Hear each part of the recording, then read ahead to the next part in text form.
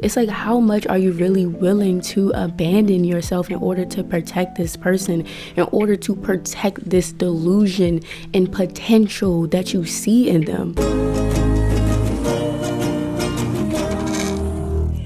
Hello cutie, welcome back to another video, and if you are new here, then hello, I am Shae, and we're just gonna jump right into it. So I'm actually an anxious avoidant, meaning I deal with both ends of the insecure attachment style, but I use avoidant tendencies a lot to mask. I'm a dater. I've had a good amount of booze, lovers, headaches, heartaches, if you will, and they all start off with me completely and horrifically putting them through every test I could to keep them at arm's length because of that fear that I'm too much to love. It's not made for me. I'm better off alone, and so alone I will be. Even if we are skin to skin, the borders I've created around myself will never allow you to touch me. Now, if you're a secure attached demigod, then that probably sounds insane, but as an avoidant, it's simply a means to keep myself safe. A very flawed procedure indeed, but once I feel safe to melt into your embrace, I just simply can't even compute letting go, no matter how much the clinging hurts. I want to start this episode off with an embarrassing story time because I need y'all to see how down bad I be, y'all, just so y'all know that I get it, okay? This girl found me through my YouTube and we started talking on April the 1st at 11:11 on the dot, y'all. Like, God was really like, yeah, I'm about to teach you a fucking lesson. And then challenges started to be introduced because we were long distance, and it's like, you get cranky because you miss them so much, and it's just like, I'm mad. I want to see you. So we get to a space where things just aren't getting better, and I'm like, I really feel like we should do no contact. She's like, no, I want to be with you. Like, I love you. I want to put in the effort for you. I don't want to do no contact. I can't do no contact. She finally reasons with me, and it's like, okay, my family's going to be gone this week, so let's just do no contact for a week, and then after that, I want to come back stronger and really be there for you. Yeah, 2 days into the no contact, I'm like, I just can't. I'm having a hard time, like, and I'm sitting at my desk, like, just thinking about her, and like my pussy clenches, y'all. Like, I swear to you, I'm not even being dramatic. My pussy clenches. I get a rush of anxiety, and I'm like, she's fucking somebody. So I'm like texting her like, hey, hi. She doesn't respond, so I like call her. My calls are going through, but she's not answering, and I call again, and then it goes straight to voicemail. So I text her, message goes straight to green. I'm blackout. So I really spent the next 2 hours tweaking. I'm not even gonna lie, I was being so fucking annoying, and I felt bad. Like, afterwards, after the 2 hours, I'm like, Shae, she's probably not with anybody. She literally just said that she wants to work things out with you. Like, girl, relax. So I go on Instacart and I find her favorite chocolates, and I get a bottle of painkillers as like a sorry for being a pain gift. Whatever. She finally unblocks me at like 9:30, and I'm like, let's FaceTime, like, come to the camera. At first she wouldn't come to the camera. She finally comes to the camera. Face instantly drops, y'all. She looks like she's about to cry. I'm like, okay, what's wrong with you? Like, be honest, was somebody at the house? So about 3 days later, she finally confessed to me that she was indeed fucking, and I'm like, I sent this bitch chocolates, y'all, while she was literally eating someone else. Like, no, it's embarrassing.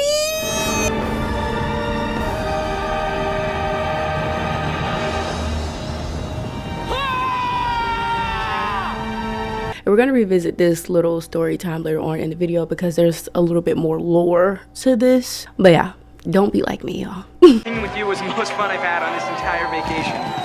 So, where do you live? The more you hold on to the potential of them, the harder it will be to break away from that delusion and face the actual experience that they've given you. Someone that I'm cool with gave me a good perspective, and they were just like, you have to villainize them. Like, you have to villainize them. And it's true, bro. You have to villainize them. And I know it can be difficult for any of my like fellow recovering people pleasers, but you have to do this in order to acknowledge yourself and your pain. Because I know for me personally, this person literally put their fucking hands on me and everything, and I immediately made excuses for them. I blamed myself. I'm like, well, you shouldn't have provoked them. You shouldn't have made them upset. But it doesn't matter, you know? Like, I'm like, she's a girl. Like, it's okay. Like, it doesn't matter. It's like, how much are you really willing to abandon yourself in order to protect this person, in order to protect this delusion and potential that you see in them? What the fuck are they actually showing you? What the fuck have they actually shown you? I also felt a lot of resistance to villainize them because I didn't want to feel like a victim. Like, that's like my big thing. Like, I hate fucking feeling like a fucking victim. Like, that shit pisses me off because I know my strength, I know my power. So like when I get into situations when I'm like hurt and shit, I'm just like, bro, like how are you allowing this to happen? Like, it really causes like conflict within myself. Bro, I know you can do fucking better, but it's like we all have to learn these things, and it's okay to go through bad experiences. That doesn't undermine your strength. You know what bad experiences bring up? They bring up our shadow. They bring up the parts of us that we suppressed. They bring up the parts of us that know survival at an instinct. Okay, so acknowledging how you've indulged in feeding your ego by maybe enjoying this pattern of, you know, kind of being kissed up to, because, you know, they're making so many mistakes and it's very subconscious and we don't even know that we're behaving in certain ways in order to survive a dynamic, but they're there. It just depends on your awareness, you know? I would definitely say beware of the ways that you have behaved in a relationship as well that you weren't aligned with, but you felt you had to do it in order to keep the calm or in order to keep things fair, you know? Sorry, I think you dropped this. No, that's not mine. Yeah, I know. I needed an excuse to come and talk to you. As you start to face the reality, a lot of emotions are going to start coming up for you and you're not going to be feeling your best, and that is okay.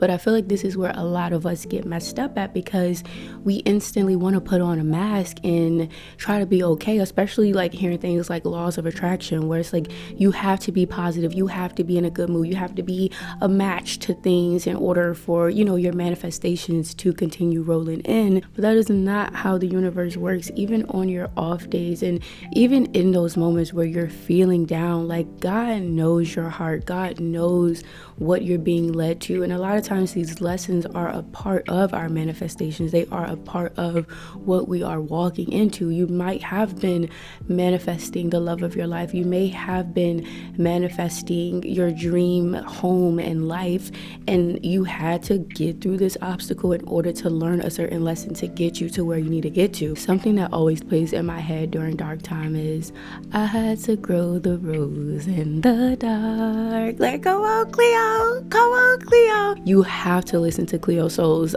Rose in the Dark album. Is so fucking good. Like, when I tell y'all, the first time I heard that album, I literally sat in the Five and Below parking lot for hours crying, high as a bitch, y'all, crying my fucking eyes out.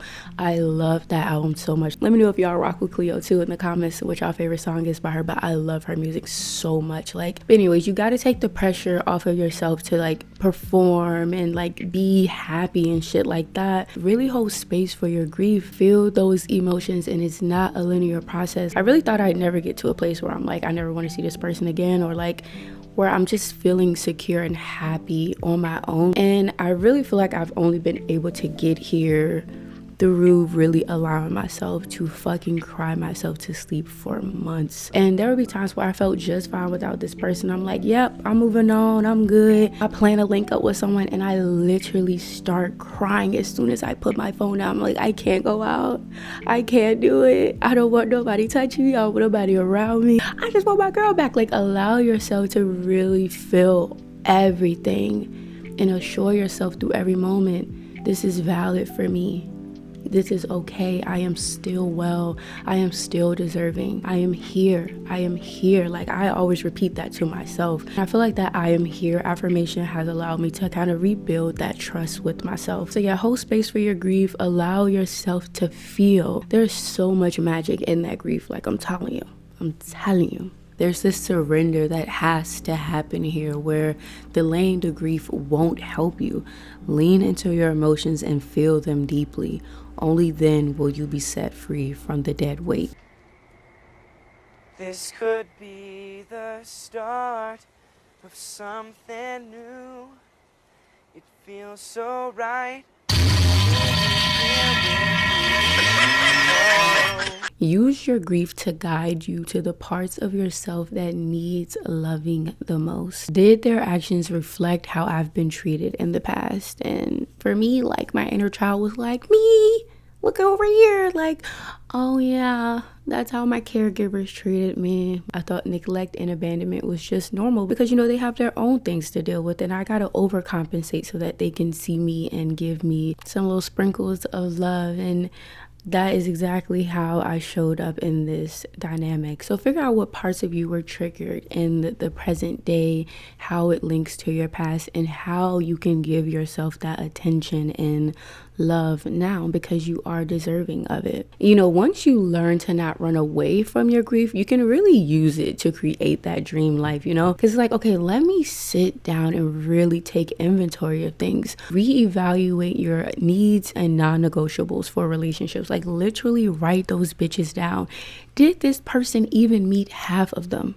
Okay, now this is a bonus tip for anyone like in a similar space in life right now, and that is to reconnect with your body through self-pleasuring. Even if it feels foreign at the moment and you're still like kind of craving them and not your own touch, I just think it's important to rebuild that trust and connection with yourself before you start to go out and like explore things with other people. Because I know for me, this was a big challenge. And now we're going to bring back the story time. So she had sex with someone else, y'all.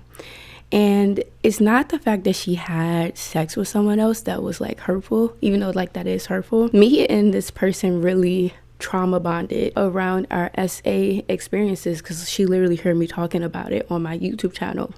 And as a partner, like, I show up as a healer. Like, I want to heal you. I want you to see that like your body is a fucking temple and I'm gonna treat it like one. And I want to help you to release any pent up, you know what I'm saying? I want to help you release that shit. And I knew there was always a potential for us to break up, and I wouldn't be the last person to do that with her. After we had sex and, you know, we came back home, she is in her state, I'm in my state, and we're bickering. She fixes her fucking mouth to say, you're a monster for touching me in that way. You don't deserve to touch another woman. As someone who's like experienced so much shame around their sexuality, literally their whole fucking life, like I've always felt like I wasn't deserving of a woman for some reason. And like, I don't know, like I've always felt very ashamed of my sexuality and just sexual expression in general. It just crushed me to note that this is the energy that she gave me, but then she allowed someone else to do it. And granted, she did apologize at the very end of us dealing with each other and was like, you know, I've helped her heal in many ways, and she gives me a positive Yelp review. Like, what the fuck? But anyways, what I'm just trying to communicate is that shit fucked me up so bad that I just did not feel deserving of an orgasm. I did not feel that I was deserving to feel good, but I really do want to sit down with my body and be intentional about letting myself know that I am deserving of pleasure. It is safe for me to feel good, and I love you. Like, your body is beautiful. You are beautiful. You are worthy. And just really getting back into my self-love practices. Like, normally before I do any type of self-pleasuring, I'll light candles, I'll write out affirmations, and I'll recite them to myself as I'm doing my thing. So yeah, that's just like a little bonus tip, you know, that's a little bonus tip. You are your first point of contact for love always. And, you know, go out and have fun and explore with other people for sure. But I just feel like before jumping into a rebound, it's important to establish that connection with yourself first, and to give yourself that love first, and to be your first point of contact when it comes down to love, validation, healing, and, you know, all the good stuff. Give that shit to yourself first before seeking it in someone else. At least you know I truly love you.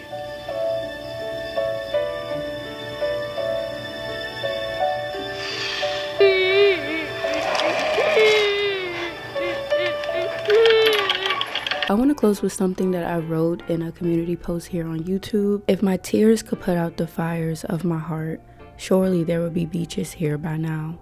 Or Why do my tears fall as flames? My mood lately has been one that's hard to describe. I feel both liberated and abandoned, washed and forgotten, whole and also broken. My prayer for those of us in transitional periods. May the fires take with it what is no longer aligned with me. May I rebuild on soil that is everlasting.